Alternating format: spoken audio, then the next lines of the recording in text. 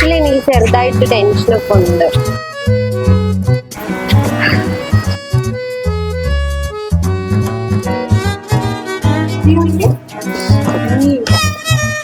ശരി പോവാ.